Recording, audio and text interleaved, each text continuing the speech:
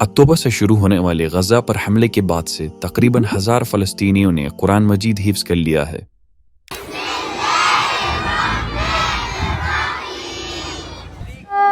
أيها الذين آمنوا استعينوا بالصبر والصلاة إن الله مع الصابرين۔ تباہی، بمباری اور قحط و نسل کشی کے دل دہلا دینے والے اثرات نے فلسطینی مرد، عورتیں اور بچوں کو قرآن مجید یاد کرنے سے نہیں روکا۔ وارزقنا تلاوته آناء الليل وآناء النهار۔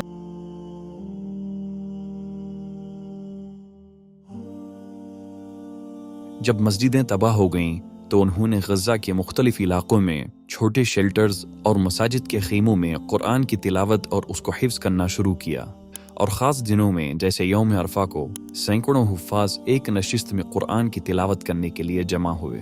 ان مشکل حالات میں بھی ان کا ایمان مضبوط رہا اور اللہ پر ان کا یقین اور بھی بڑھ گیا۔ اللہ ان کی کوششوں کو قبول فرمائے اور ان پر اپنی رحمت نازل فرمائے۔